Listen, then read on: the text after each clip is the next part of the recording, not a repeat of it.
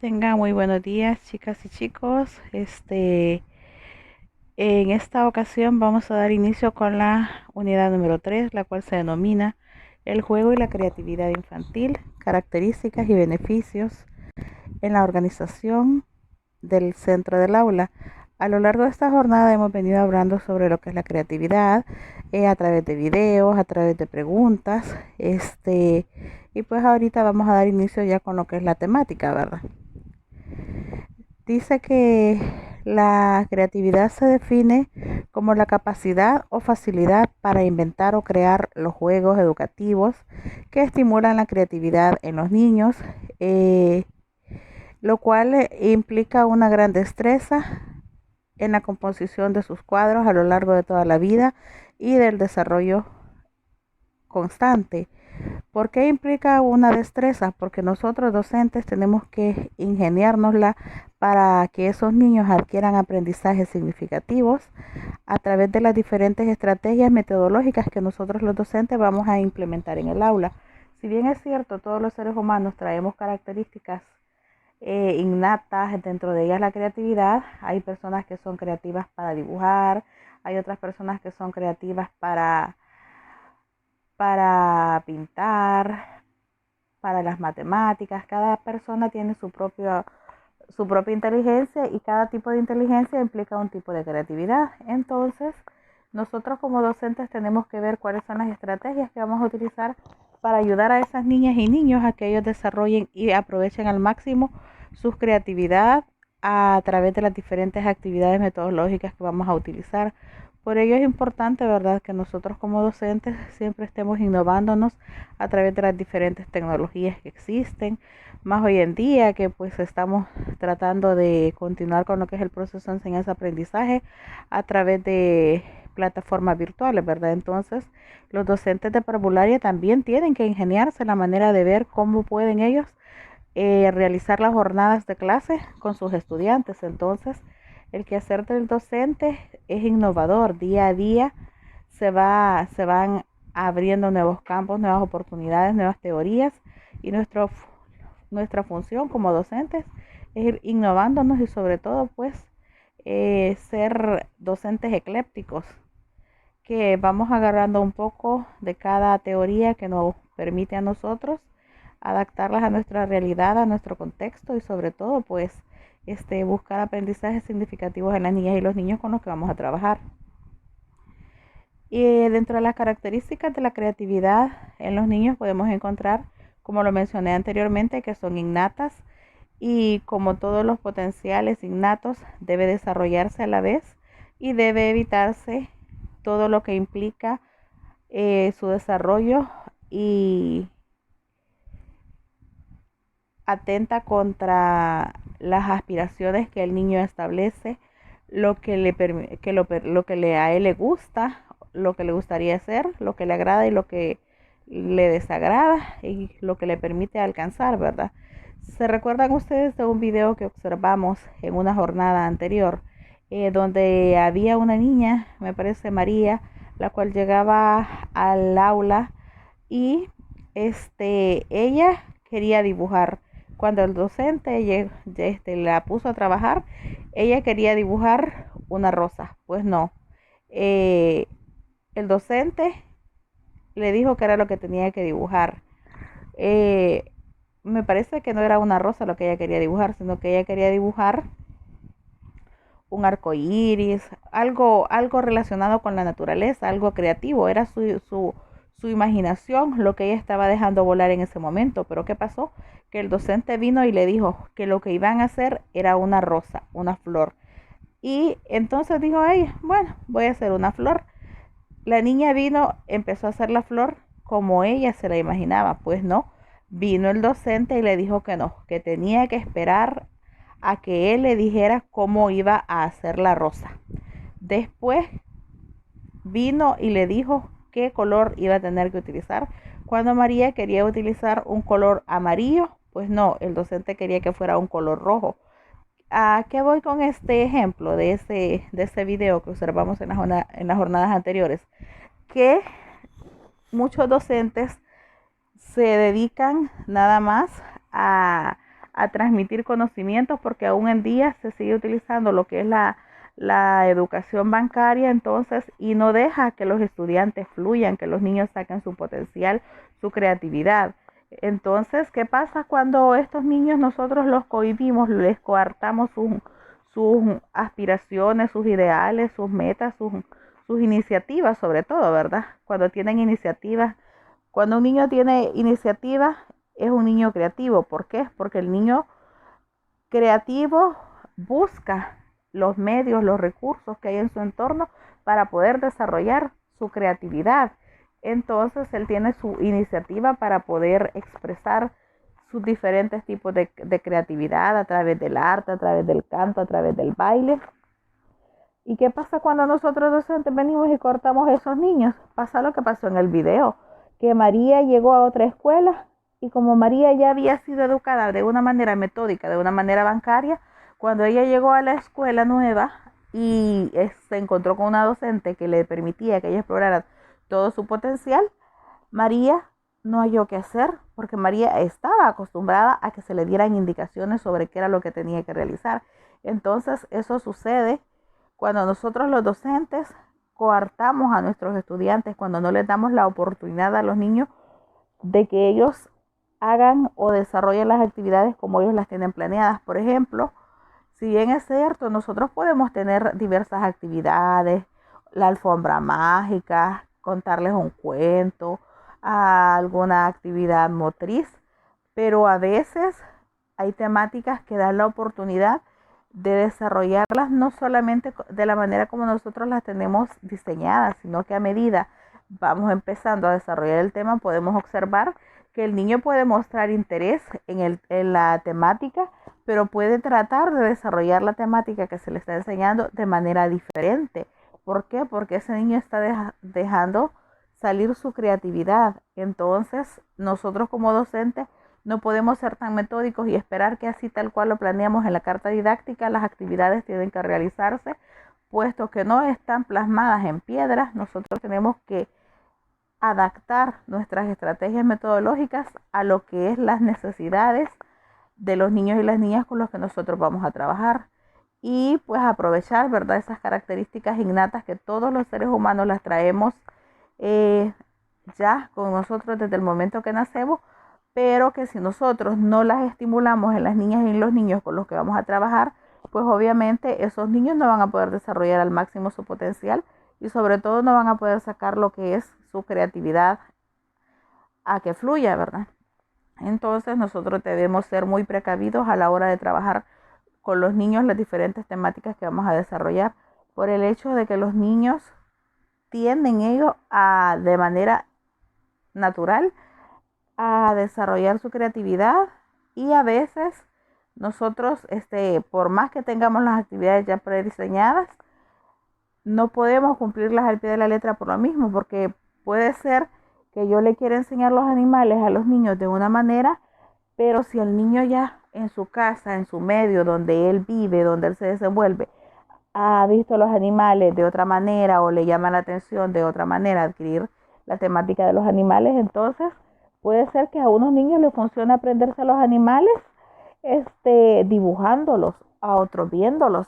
Otros niños pueden necesitar tocar los animales para memorizárselos. Otros lo pueden hacer a través del canto, a través de que de juegos, de competencias. Entonces, el que un niño adquiera los conocimientos y que los asimile va a depender muchísimo de las estrategias metodológicas que nosotros los docentes utilicemos en cada una de las jornadas que vamos a desarrollar.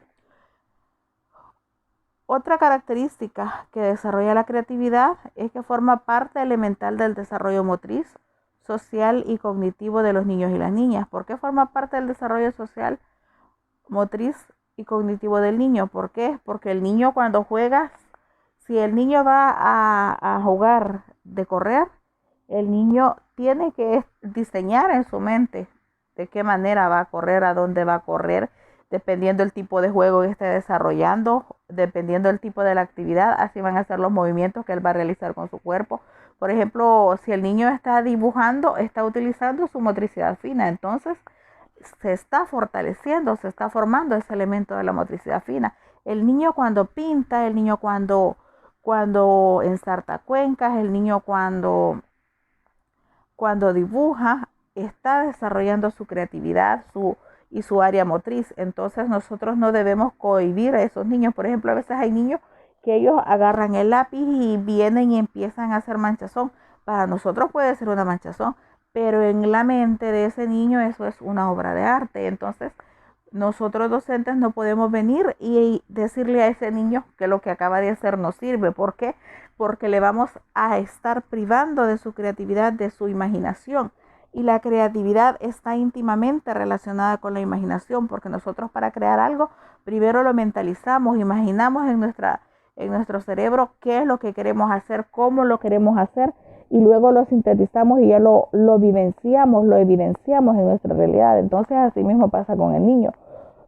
Por eso es importante que nosotros sepamos diseñar estrategias innovadoras, motivadoras, que le permitan al niño desarrollar su motricidad, que le permitan al niño interactuar de manera creativa, de manera natural con otros niños y niñas de su entorno, y sobre todo que le permita al niño lo que es la resolución de conflictos, de problemas, el desarrollar estrategias en su mente para ver cómo puede resolver algunas cosas que se le presentan, algunas situaciones. Entonces, por eso la creatividad está íntimamente relacionada con lo que es el desarrollo motriz, social y cognitivo de los niños y las niñas, con los que nosotros, no solamente con los que nosotros vamos a trabajar en el aula, sino también de todos los niños en general. Pero nosotros como docentes debemos conocer estas características. ¿Por qué? Porque estos son nuestro machete, lo que nos va a indicar a nosotros de qué manera vamos a desarrollar las diferentes estrategias metodológicas que vamos a implementar dentro del salón de clases. Otra de las características es que dice que permite la fluidez, la flexibilidad, la originalidad y la capacidad para descubrir respuestas nuevas e ingeniosas.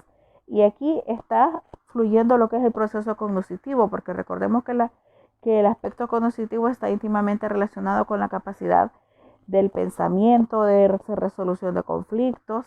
Entonces, cuando el niño desarrolla su creatividad, el niño lo hace de manera flexiva, de manera creativa, de manera innovadora.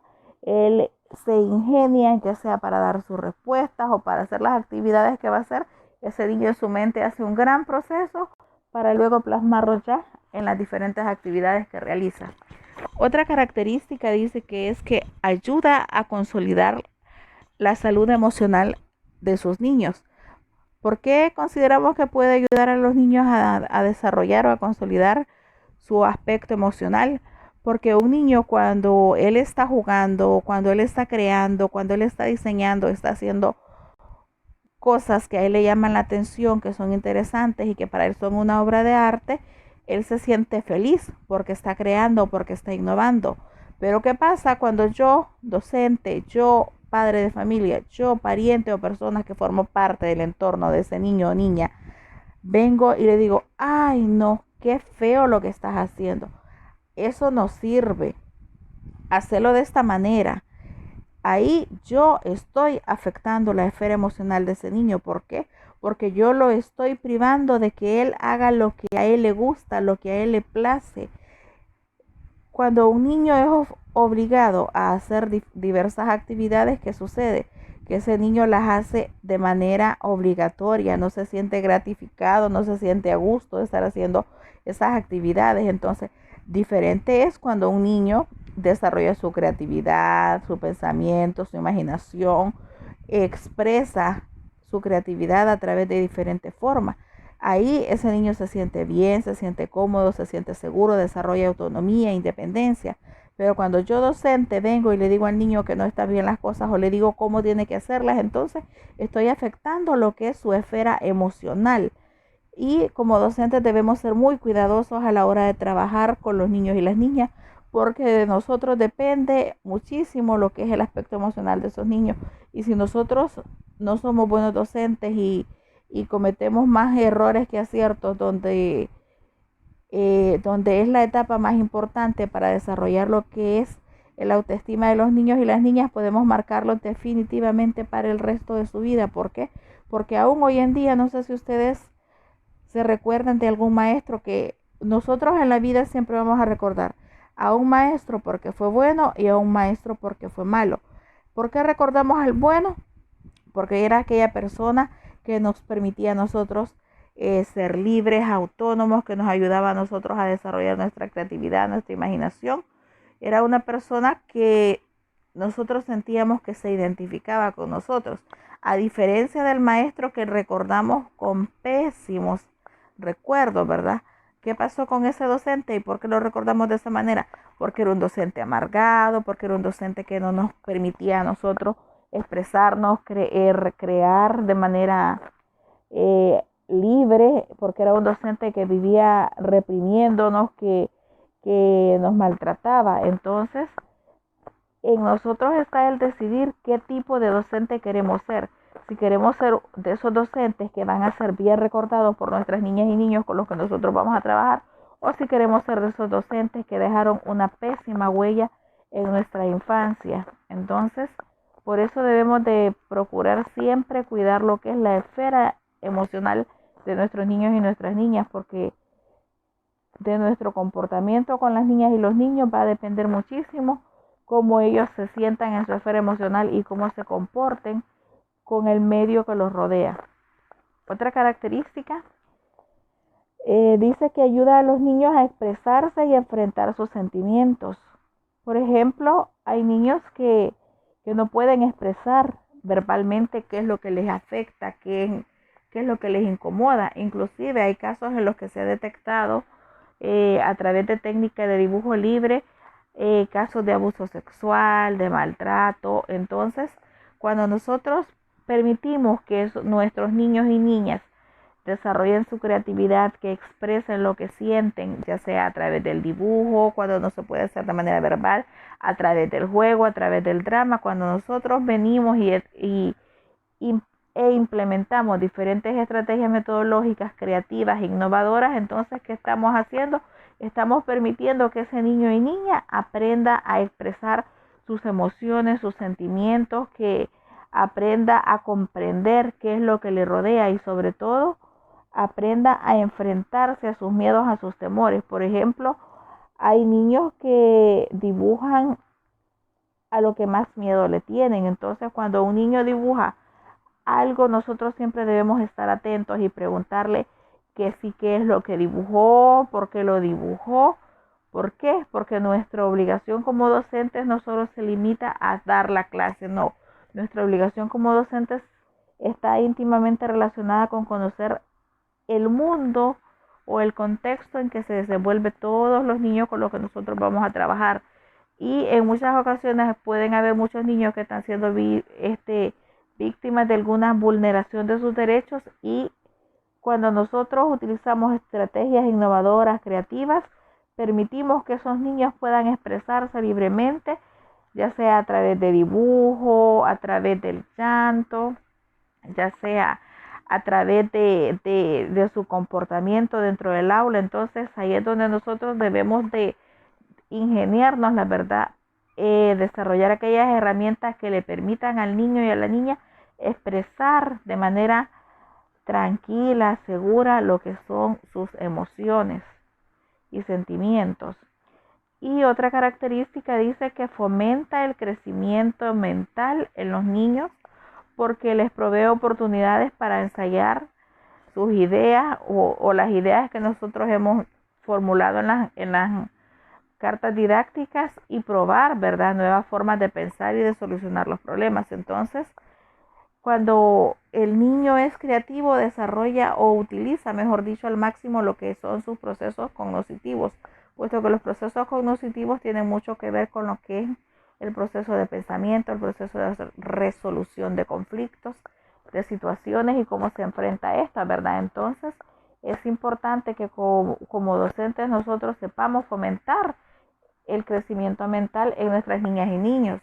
Y esto va a permitir que esos niños y niñas se conviertan en personas creativas, críticas, analíticas, que conozcan su realidad y sepan adaptarse y enfrentarse también a los contextos en que se desenvuelve cada uno de ellos. Diferente es cuando yo, docente, vengo y llevo cartas metodológicas aburridas, llevo actividades que no motivan a los niños. Entonces, ahí yo no estoy promoviendo lo que es el pensamiento o el crecimiento mental de mis niños. Para fomentar el pensamiento mental de mis niños y mis niñas, yo tengo que utilizar actividades en las que el niño tenga que pensar, en las que el niño tenga que buscar, que tenga que darle solución a diversas problemáticas que yo le pregunto. Puede ser a través de un cuento, a través de un juego. En fin, hay un sinnúmero de actividades que nos van a permitir a nosotros desarrollar la creatividad y sacar el máximo de las potencialidades de estos niños y niñas, ¿verdad? Entonces, es importante que nosotros conozcamos, todas y cada una de estas características para poder así comprender el mundo individual de cada uno de nuestros alumnos. Dice, ¿cómo podemos apoyar el desarrollo de la creatividad en los niños? Ofreciéndoles un gran rango de materiales y de experiencias creativas, el trazar, la pintura, la fotografía, la música, los viajes a los museos o parques zoológicos para trabajar situaciones que requieren de relacionarse con el contexto que los rodea. Por ejemplo, es más fácil que un niño asimile, analice, procese lo que son las instituciones públicas o de gobierno o las profesiones y oficios si yo, docente, vengo y organizo un tour ya sea con los papás que yo tengo. Puede ser que dentro de mi salón de clases yo tenga hijos de doctores, tenga hijos de enfermeras, tenga hijas de policías, de personas que ejercen diferentes profesiones. Entonces puedo hacer que esos profesionales lleguen a mi jornada de clase para que el niño pueda asimilar lo que es las profesiones y oficios. O yo puedo hacer que el niño directamente vaya, experimente, procese, comprenda lo que es el mundo de cada una de las personas que trabajan en las diferentes profesiones y oficios que existen. Entonces, como docente debemos de nutrirnos constantemente de las herramientas y de las nuevas teorías que van surgiendo día con día, ¿verdad?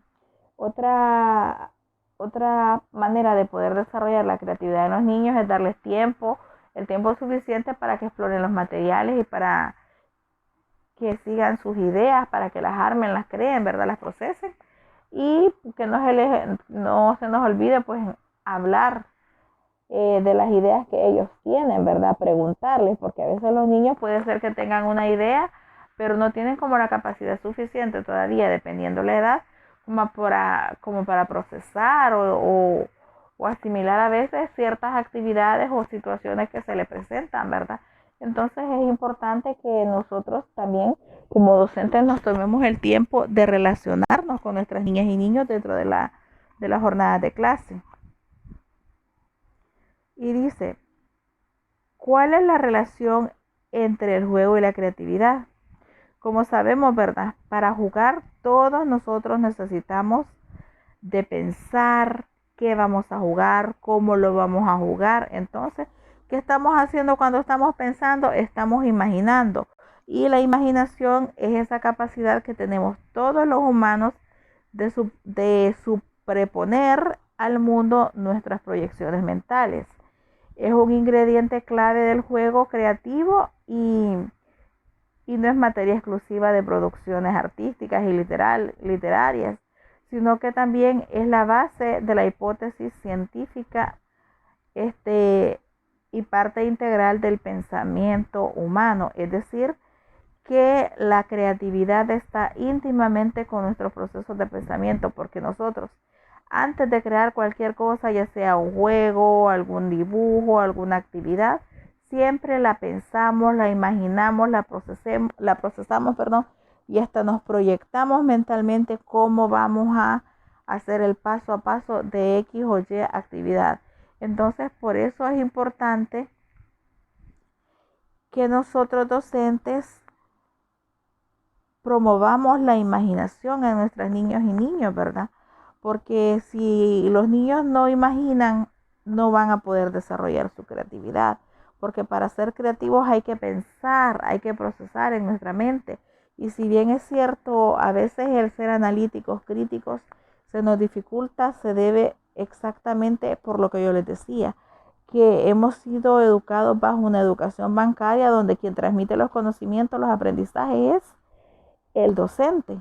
Entonces, ahora es nuestra función como docentes readaptarnos nosotros y adaptar a esos niños y niñas a las nuevas situaciones, a las nuevas metodologías, en donde ya no es el docente el único que sabe y el niño es el depósito donde se van a transmitir los conocimientos. No, ahora nosotros tenemos una participación pasivo-activa en lo que es el proceso de enseñanza-aprendizaje.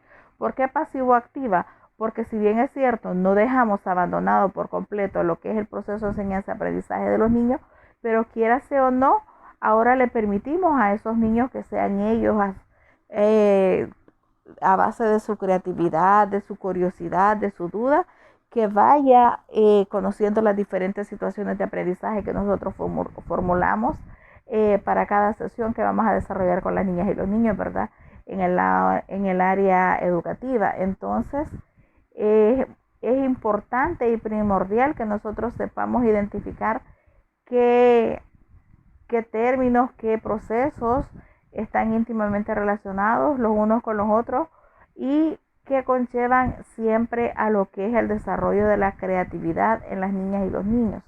Esta es una temática bastante extensa, la cual continuaremos abordando en las próximas jornadas, ¿verdad? Asimismo, pues recuerden que ya estamos en las últimas actividades. Pronto haremos el laboratorio, el tercer laboratorio y pues también lo que sería el último parcial, ¿verdad? Entonces, pues debemos de estar bastante preparados, estar leyendo todas y cada una de las actividades que desarrollamos a lo largo de la jornada de clase. Recuerden que todo lo que vemos siempre sale en los exámenes. ¿Por qué? Porque los videos que comentamos también forman parte de nuestro proceso de enseñanza-aprendizaje.